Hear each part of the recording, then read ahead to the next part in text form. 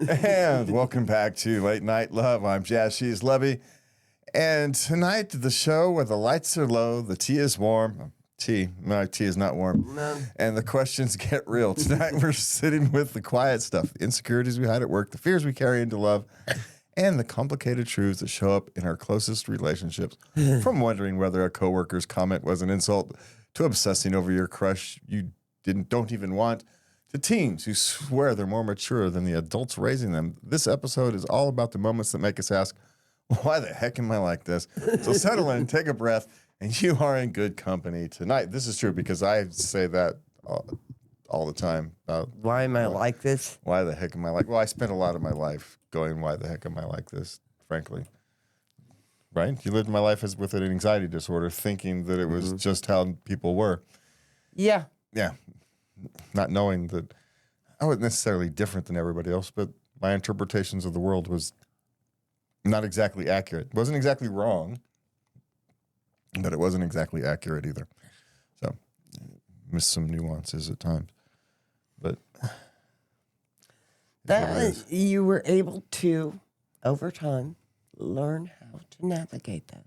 yeah, we all do. And everybody carries their own burdens. Right? My burdens were no less of a burden than anybody else. It's less or more of a burden than anybody else. You know, everybody's burden is what they carry. And don't go judging your burden against somebody else's because you don't know what anybody else is carrying around. They might have a habit of breaking themselves every 2 years. And, you know, this you ever notice I break something every 2 years? This is getting to be a habit. You're running out of body parts, babe. No way, man. I've broken this one again. I just start recycling.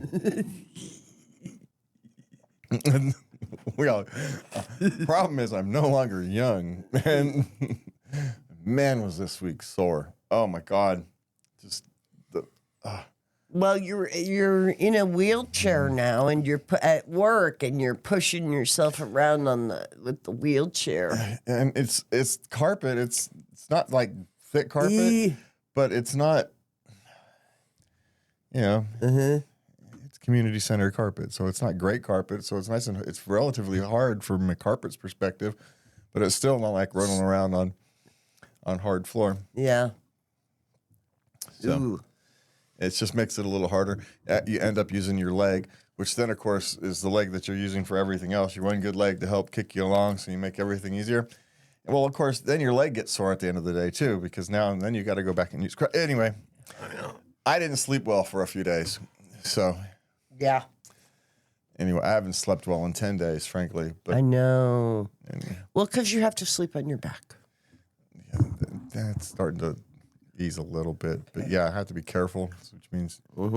Anyway, that's my burden at the moment. We'll kick that on to whatever next week's problem. That's future me's problem. We'll deal with. I think I can take it. He's got it. I got faith in him. So we're gonna hop into our first segment. We call this our life segment. In this segment, we're stepping into the everyday chaos, the workplace misunderstandings, the emotional spirals, the tiny things that somehow feel enormous at 2 a.m. A girlfriend upset about a harmless drink with a 65-year-old coworker. A senior director firing off. I got to shorten these things. A senior director firing off an aggressive email. A colleague telling me you'll probably stay here for life. And yes, the mystery of why no one else seems to drink water at work. These are the moments that make us question our judgments, our boundaries, and sometimes our sanity. But before we get to that, make sure you go to love at latenightLove.us. You can find all our other stuff there, except for last week's shows. I haven't put them on there yet. You can find our live show there, though. Late Night Love, there's a little live button. Click on the live button. It takes you to the page where it's showing this. Right? So if you knew that, you could be there now, but you don't because you're not here. And anyway, I've got to make some banners. But you can send us your questions, comments, suggestions to love at latenightLove.us. And you can always do us the grand favor of hitting the like, subscribe, shares buttons, and all those good fun stuff, right? Yeah, Yes, please. Yeah. Like, subscribe. Yeah. Yeah, do the like and follow thing. Yeah. All that good fun stuff. So do that for us. We would greatly appreciate it. But we are off to start with, whatever the heck we're starting with. Okay, this one.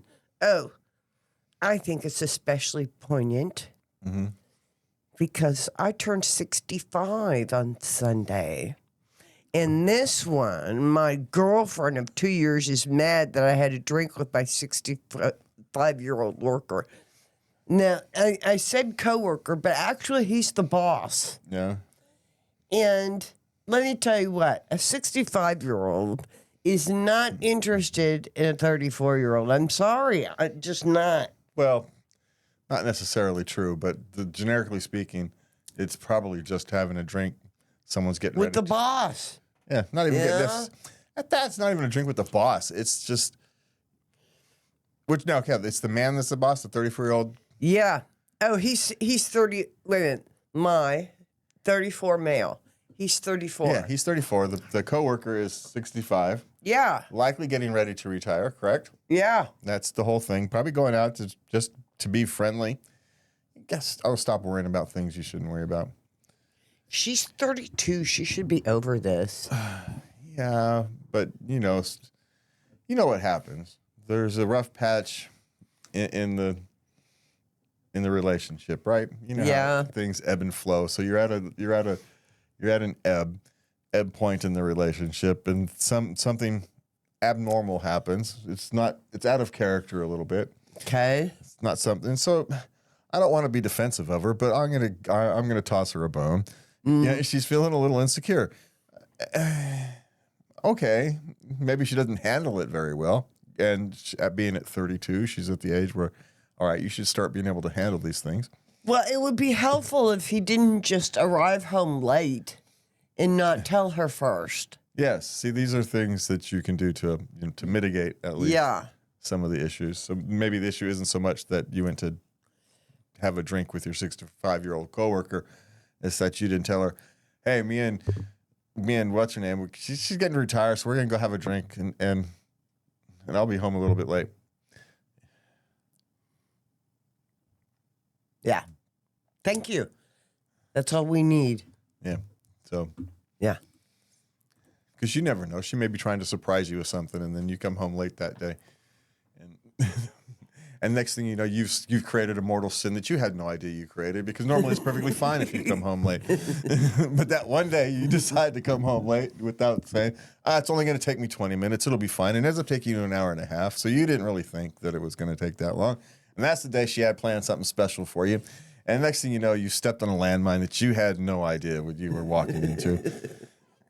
And it could have been mitigated, not avoided. It could have been mitigated with a phone call. Hey, I'm running late. It should take about 20 minutes, but you know how banks are or whatever it is. Yeah. Things. Banks? I don't know, whatever you have to do after work that should take about 20 minutes, but that can end up taking an hour and a half. And something like going to the bank, it should be a real quick thing, but you get a line out the door with one cashier person. Or any of the 100 other things that make a 20-minute trip take an hour and a half. We've all had that happen. I know. So it's not like I'm pulling this out of my. It's just pick the reason. Okay, what is next? Oh, do we even tell him what to do? Oh, we told her to suck it up, Buttercup. I think is what we told Basically, her to do. come on now. Yeah, now, but he's the one who asked the question. Yeah. So what does he do? I don't know. Tell her to suck it up, Buttercup. That probably won't work. No. If you could tell her, I'll try to be more mindful of letting you know when I'm going to be late from work. Yeah, and don't do the thing of tell her she's crazy, even though she might be. Don't be a little do crazy. it. It might be true, but don't tell her. Just deal with the insecurity. How's that? Get past the thing that you went out to drink and deal with the insecurity she's feeling. Actually, speak it up, bring it up to her that way. I get you're feeling insecure because I didn't blah blah blah blah, right? Mm-hmm. So put the label on her emotion that you want it to have, because you can deal with her feeling insecure. That's a dealable. That's something that can be dealt with, right? Jealousy can't really be dealt with easy, and so you want to change that to insecurity, and then you can deal with insecurity. So that's my suggestion for what it's worth. I like it. A colleague from work said, "You are good. You will probably stay here for life." Is that an insult? Well, it could be depending upon the work environment. Or could it, there's no way to tell directly, but my guess is if you're questioning it, then it's probably not. Maybe a backhanded insult. You might be good, but you're too chicken to leave and go actually pursue something better. That might be the insult. They'll pay you just enough to not let you leave. Go out on your own and strike it big because you're that good. So, or it could be something like, My question is, what do you care? Well, it could be like, guy could be called light bulb. Had nothing to do because he was bright. Called him light bulb because he was as bright as a black light. And he wasn't bright enough to figure that out, despite everybody knowing. So it is what it is. It's hard to say. But if you're questioning it, it probably has some kind of a backhanded insult to it. But deciphering it is without understanding context, nuance, and work culture and all that kind of stuff. What do you care what some numbnut says? Yeah, and you'll only stay there for life if you want to, right? If you're that good, you'll only stay there for life if you want to. Yeah. So take it as a compliment, whether it was or not. So there you go. You can always throw with people off when they do that. And they give you one of those backhanded compliments. Oh, sweet, man. Thanks. Appreciate that. Have a nice day. And you just turn into Mr. Optimistic. Blow them up. They have no idea what the hell just happened. So it's like all the Jedi mind trick on them and stuff, right? Just Jedi mind trick. All right. So what's next? Senior director emailed me aggressively over a user deactivation I was instructed to do. How would you handle it? This is why you document freaking everything. Okay, here's what you do. You paste that into an AI. You tell the AI the kind of response you want. You have it generate you an email. You alter it a little bit so it looks like a human and sounds like a human wrote it. And you send it back, including the person who told you to deactivate the account.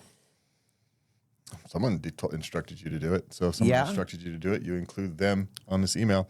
Yeah. Hey, I appreciate your feedback, but I was just doing as I was instructed, blah, blah, blah, blah, blah. Of course, you take a paragraph or two to say that, which is why you get an AI to fluff it up with corporate speak. It's actually quite good at that. And be done with it. Take you 10 minutes, if that. That's a pretty easy one, actually. Yeah. I know. By the numbers. Yeah. Yeah. That's it. And create a folder in your email box that says butthead. And that's where those kind of things go. Save it. Yeah. Yeah. Give it a goofy name because that's where all the goofy kind of stuff like this goes. Then it just goes there to die. So Hopefully. Yeah. Yeah. Let the bureaucracy take care of it, right? That's why you just kick it back to the bureaucracy that created the problem in the first place. So Kick it back. Yep. Okay. I love my boyfriend. Why am I obsessing over a work crush? She doesn't want to. Because you can't help these things. Just ignore it and it'll go away eventually. It will. Yeah. His pheromones hit you just a certain way. At work, you're human. You're just reacting to human stimuli, chemical stimuli. Let it go. Don't acknowledge it. It is your actions that matter, not the chemical reactions that are happening in your body. Yeah. Again, we're going to go back to there's probably an ebb in your relationship. Your relationship's in no danger, but there's an ebb at it, right? Ebbs and flows. You're at a slight down spot. At the same time, you probably have some natural, hormones flowing around, Mm-hmm. And this person has whatever qualities you instinctively desire are imprinted on this person that you find attractive. It's entirely imprinted, right? It's not like reality. And so now you're obsessing over it a bit. Ignore it and it will go away. It will. These are those things that you just don't want to feed. Just don't feed it. Ignore it. Stay away from him. It'll die. Yeah. Okay. How much work beyond what's in your contract do you do? Well, it depends on the type of contract. Most contract says, and other duties as assigned. So you're kind of stuck doing. I'd X that out. You can X it out all you want. It's still going to be there. My current job description is and. I'm perfectly fine with it. Keeps me busy. Keeps my work varied. Keeps me from being bored. I know when to say no. I know how to say no properly. I take control of my own, right? Your own environment. Now, not everybody's in a position where they can necessarily do that. But, I'm willing to do more for less than other people because I like what I'm doing. And I live a mile, even though, it was the commute that killed me. Oh, you want to know something about the commute that killed me? What? By the way, they fixed the potholes.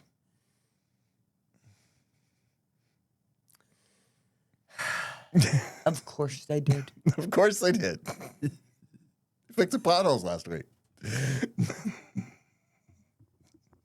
Just add another little insult to injury. Yeah. So that was fun So anyway. So do as much as you're comfortable with, right? There's a difference between, chipping in as part of the team or you not having quite as much to do, so you fill in some time versus being taken advantage of. And you just have to know when that line is, right? That's your own personal line. No one else can tell you where it is. You and I would draw that line differently, and both of those things are okay. Yeah, it is. Yeah. So it kind of depends. And are you a contractor or are you an employee? There's a difference.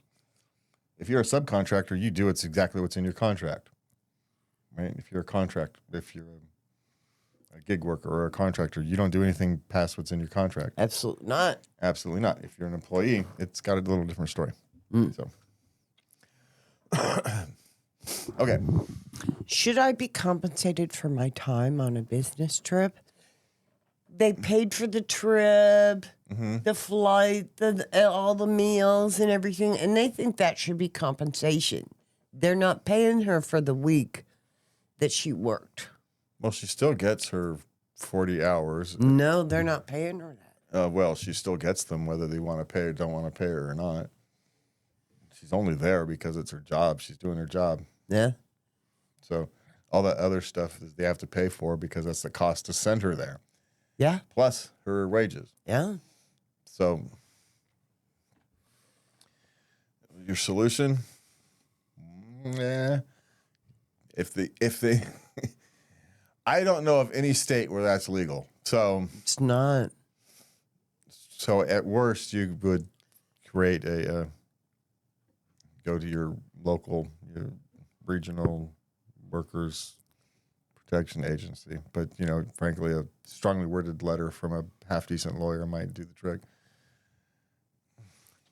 That's a good one. Yeah. Doesn't need to be much. But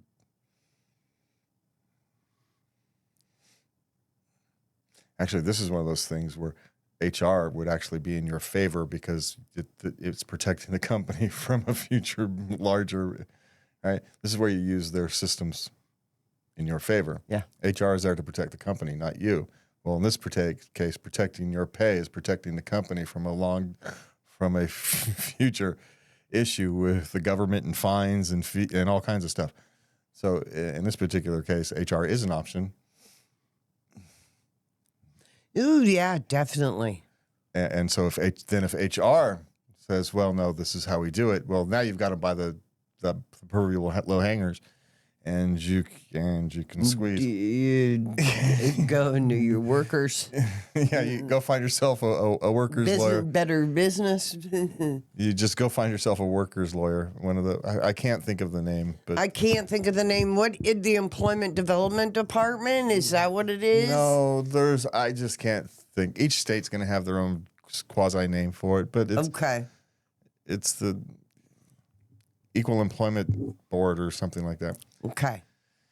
Just ask your local, AI, and it'll tell you where your local thing is. Yeah. Yeah, but you can just go get a lawyer at that point. True. Yeah. Okay. Does everyone but me not drink water at work? Lots of people don't drink water, I don't. regardless of water at work or home or whatever. I don't drink water. Lots of people don't drink water. Unless I'm sick. This is 99.99% water, but we call it pink lemonade. So when you say people don't drink water, but is it really? They're drinking a lot of. Even when someone's having a soda, they're still drinking Juice. No, they drink a lot of juice. She said. Juice is still mostly water. It's cultural. They have a one of those machines that dispenses. They have somebody come in and put fresh juice in often. Sweet. It's mostly water. So Yeah. yeah. So don't worry about it. If you like water, just plain water, just drink plain water. I think it's cultural. I don't know. People don't get enough vitamins and stuff, so they give juices and whatnot. I get it. But don't worry about what other people are drinking. Just drink your water and who cares? Stop caring what they're drinking. There's my advice. Who made you the water police? Yeah. Why are you even noticing what other people's drinking habits are, right? All right, okay, every morning that Sarah gets three cups of coffee, but only because she's grumpy if she doesn't, right? That's the only reason you know. That's it. So don't worry about it so much. That's my suggestion on these things. Don't worry about it. Leave yourself alone. That was my suggestion. How's that one? So anyway, life is rarely black and white. Most of the time, we're just trying to navigate the gray with as much grace as we can muster. Let's take that energy and we move on to the rest of our evening. Anyway, from the end of the segment, for me and Lubby, have a good night. And please remember to love everybody.